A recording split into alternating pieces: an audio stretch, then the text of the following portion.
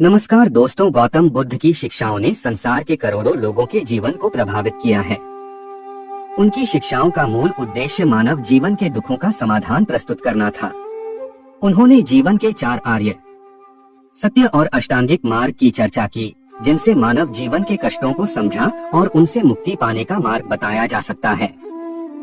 ऐसी ही एक प्रेरणादायक कहानी गौतम बुद्ध और एक दुखी भिखारी के बीच की है, जिसमें यह दिखाया गया है कि व्यक्ति अपने दुखों से किस प्रकार छुटकारा पा सकता है। गौतम बुद्ध एक ऐतिहासिक व्यक्तित्व, जिन्होंने दुख और उसके निवारण के बारे में गहन चिंतन और अनुभव किया। भिखारी एक गरीब व्यक्ति जो जीवन की कठिनाइयों से जूझ रहा है और अपने दुखों के कारण जीवन के अर्थ को समझने में असमर्थ है। अन्य पात्र ग्रामीण, बुद्ध के शिष्य और कुछ अन्य मामूली पात्र जो कहानी को आगे बढ़ाने में सहायक हो सकते हैं। कहानी की शुरुआत भिखारी के जीवन से होती है। वह बहुत ही निर्धन और अभावग्रस्त व्यक्ति था, जो गांव के एक कोने में रहता था। उसका जीवन केवल भोजन के लिए भीख मांगने तक सीमित था। उसके पास न कोई परिवार था, न मित्र। वह अक्सर सोचता कि उसके जीवन में कभी भी कोई सुख नहीं आएगा। हर रोज वह यही महसूस करता कि उसकी परिस्थितियां किसी प्रकार नहीं बदल सकती।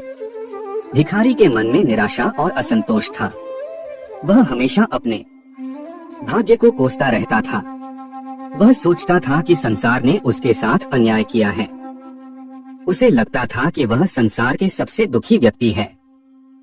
उसकी मानसिक स्थिति ऐसी थी कि वह किसी प्रकार का सकारात्मक बदलाव नहीं देख पा रहा था। एक दिन बुद्ध अपने शिष्यों के साथ उस गांव में आए जहां भिखारी रहता था। गांव के लोग बुद्ध के आने से बहुत उत्साहित थे, क्योंकि वे जानते थे कि बुद्ध एक महान शिक्षक थे जो जीवन के कठिन प्रश्नों का उत्तर देने में सक्षम थे। बुद्ध के आने से गांव में एक अलग प्रकार की ऊर्जा फैल गई थी। भिखारी ने गांव वालों से बुद्ध के आगमन के बारे में सुना और सोचा कि वह भी उनसे मिलकर अपनी समस्याएं बताएगा। उसे उम्मीद थी कि बुद्ध उसकी समस्याओं का कोई समाधान देंगे। वह बुद्ध के पास गया और अपने जीवन के दुखों को व्यक्त किया। भिखारी ने जब अपनी बात बुद्ध के सामने रखी, तो बुद्ध ने उसकी बात ध्यान से सुनी। बुद्ध ने भिखारी से कहा, तुम्हारे दुख का मुख्य कारण यह है कि तुमने अपने जीवन में कभी कुछ नहीं दिया। भिखारी ने उत्तर दिया, मैं तो खुद भिखारी हूँ, मेरे पास देने के लिए कुछ भी नहीं है।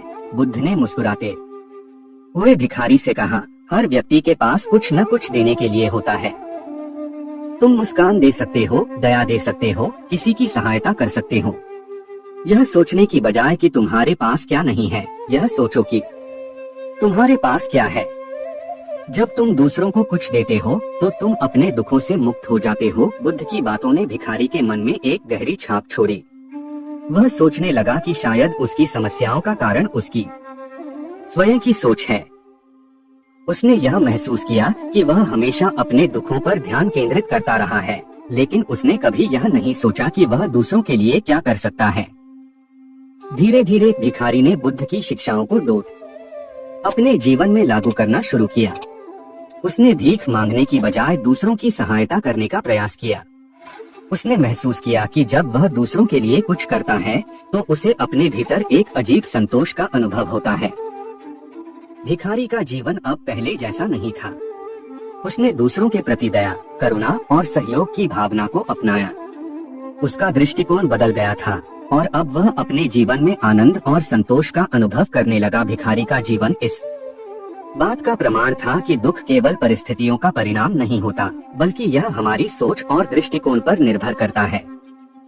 गौतम बुद्ध की शिक्षाओं ने भिखारी को यह समझाया कि सच्चा सुख केवल प्राप्त करने में नहीं, बल्कि देने में है। उसके समाज और आसपास के लोगों का उससे कैसा व्यवहार था? क्या वह सामाजिक रूप से बहिष्कृत था या लोग उसकी स्थिति को समझते थे? क्या वह सिर्फ आर्थिक दृष्टि से दुखी था या उसके जीवन में अन्य प्रकार के आंतरिक या सामाजिक संघर्ष भी थे? उसकी मानसिक स्थिति धीरे धीरे बदली। पहले वह अपने दुखों के प्रति अधिक संवेदनशील था और उसे लगता था कि समाज उसके खिलाफ है।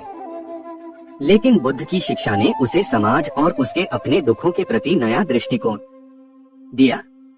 भिखारी के जीवन में अन्य पात्रों के साथ भी संवाद हो सकता है।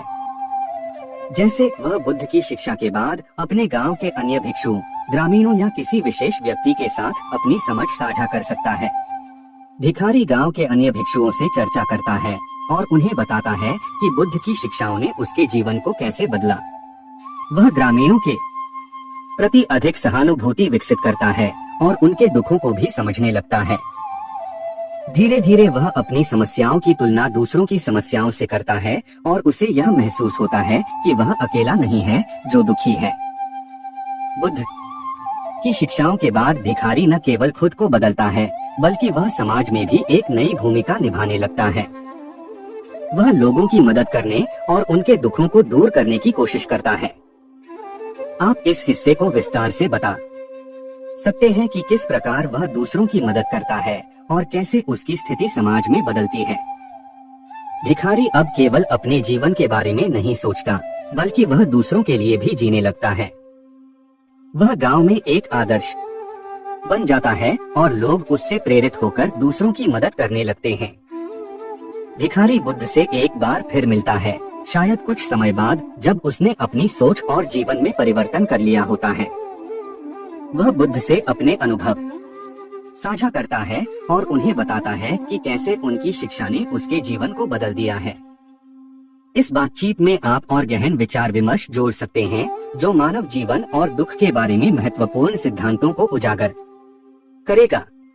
भिखारी बुद्ध से अपनी यात्रा के बारे में बताता है, कैसे उसने बुद्ध के विचारों को अपनाया और कैसे उसका जीवन अब बदल गया है।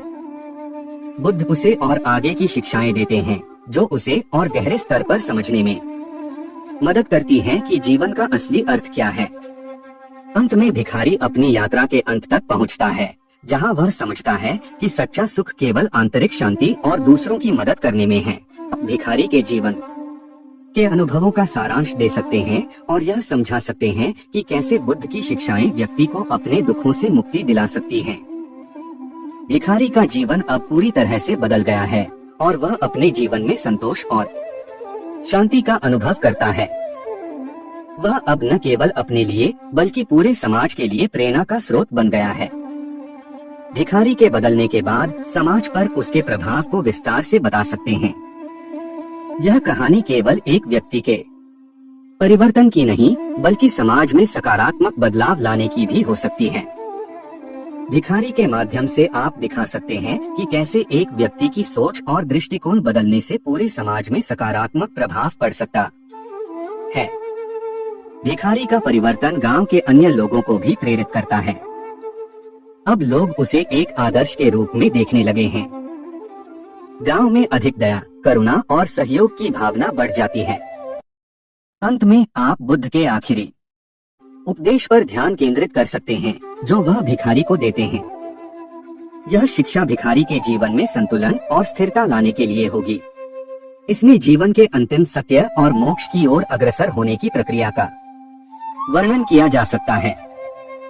बुद्ध भिखारी से कहते हैं, तुमने अपने जीवन में दया, करुणा और सहयोग को अपनाया है। यही सच्ची शिक्षाएं हैं।